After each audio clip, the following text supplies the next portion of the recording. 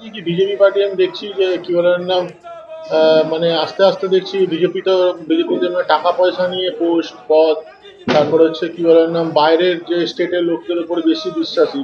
আমাদের পশ্চিমবঙ্গে অনেক ভালো ভালো উচ্চ নেতৃত্ব আছে, কিন্তু তাদের উপরে কোনো দায়িত্ব না দিয়ে বাইরের থেকে যারা আসে তাদেরকে দিয়ে পশ্চিমবঙ্গে চাইছে ভোট করাতে। তো এইভাবে পশ্চিমবঙ্গ কোনোদিনই জেতা যাবে না। পশ্চিমবঙ্গে যেভাবে লক্ষ্মী ভান্ডার, তারপরে যুবসাথী যেভাবে চলছে, ওইতে আমাদের পশ্চিমবঙ্গে চতুর্থবারের জন্য মাননীয় মুখ্যমন্ত্রী মমতা ব্যানার্জি সরকার হতে চলেছে। সেই ইয়েতে আমিও নিজেকে এর মধ্যে যোগ দিলাম। অত্যন্ত স্বল্প সময়ের মধ্যে আপনাদের খবর পাঠিয়েছি, আপনারা সবাই এসছেন। আপনারা দীর্ঘদিন ধরে জানেন, সবাই অবগত আছেন যে গত লোকসভা নির্বাচনে ব্যারাকপুর লোকসভার মধ্যে আমরা 7টার মধ্যে একটা সিটি হেরে গেছিলাম, সেটা হচ্ছে ভাটপাড়া বিধানসভা কেন্দ্র। সেই ভাটপাড়া বিধানসভা কেন্দ্রে এবং আমার লোকসভা নির্বাচনেও 7টার মধ্যে একটা বিধানসভাতেই আমরা হেরেছিলাম, সেটা ভাটপাড়া বিধানসভা কেন্দ্র।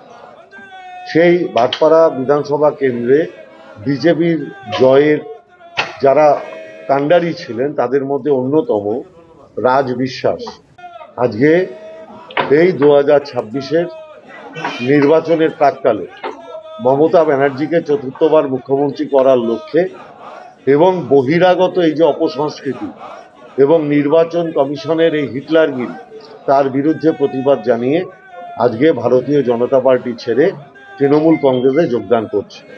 আপনারা দেখছেন ভাটপাড়া তৃণমূল কংগ্রেসের সমস্ত নেতৃবৃন্দ, আমার ক্যান্ডিডেট অমিত গুপ্তা, আমার নির্বাচন কমিটির চেয়ারম্যান গোপাল রাউত, আমার দলের সভাপতি দেবজ্যোতি ঘোষ, আমার যিনি চিফ ইলেকশন এজেন্ট ছিলেন আমার দলের নেতা সৌরভ সিং, আমার ট্রেড ইউনিয়নের সভাপতি অশোক দত্ত, আমার কাউন্সিলর নেতা তরুণ সাউ, অভিমন্যু তেওয়ারি কাউন্সিলর, মনুয়া, এবং প্রত্যেকে আপনারা দেখছেন যে তারা প্রত্যেকে রয়েছেন। তাদের প্রত্যেকের উপস্থিতিতে আজকে রাজ বিশ্বাসকে আমরা প্রদেশ তৃণমূল কংগ্রেসের অনুমতি সাপেক্ষে আজকে আমরা তৃণমূল কংগ্রেসে যোগদান করাচ্ছি।